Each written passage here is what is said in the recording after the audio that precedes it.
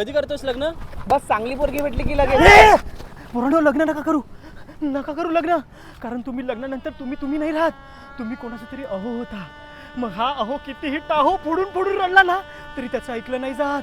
उलट त्यालाच ऐकवलं जातं. अरे मला सांगा ना, जो माणूस मित्रांच्या ट्रिप प्लॅन मधला मास्टर माइंड असतो तोच बायकोसोबत फिरताना चुकीची जागा, चुकीचं ठिकाण, चुकीची बस, चुकीची वेळ कशी काय निवडू शकतो. हा पण एक गोष्ट आहे, हा बायको त्याला इतकं घाबरते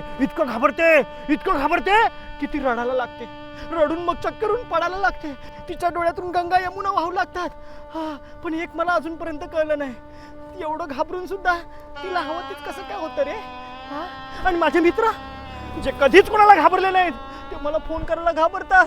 का? कारण त्यांचा अंदाज असतो की फोन वहिनीच्या हातातच असेल आणि त्यांचा अंदाज खरा ठरतो.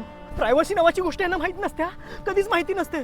ज्या दिवशी तुम्हाला वाटेल ना की आज शांत राहावं, मोकळा श्वास घ्यावा, त्या दिवशी नेमका हिचा पाय दुखत असणार, हिचा हात दुखत असणार, हिची कंबर दुखत असणार. किंवा ह्यांना सगळ्यांशी बोलायचंय, फक्त माझ्याशीच बोलायचं नाही असा घनघोर आरोप तुमच्यावर होणार. आणि तेच हे असंच करतात माझ्यासोबत. मग ही न्यूज माझी आई ऐकते बाई नावाच्या न्यूज चॅनलवर जगजाहीर होणार. तिकडे सासरी बुवा नावाचे एक जज बसलेले असणार, मग मेवणा आणि मेवणी नावाचे वकील बसलेले असणार. ते सगळे मिळून एक असा कोर्ट चालवणार. त्या कोर्टात आपल्याला आपलं सरकारी वकील न्यायाची सवलत नसते. अहो ऐकताय ना, पासून बघतेच कसं नाही ऐकत पर्यंतचा जो प्रवास आहे ना त्याला लग्न म्हणतात. नका करू लग्न. पागल होता रे. तू कधी करतोय लग्न? मी नाही, तू सांग. माझी पण इच्छा मेली.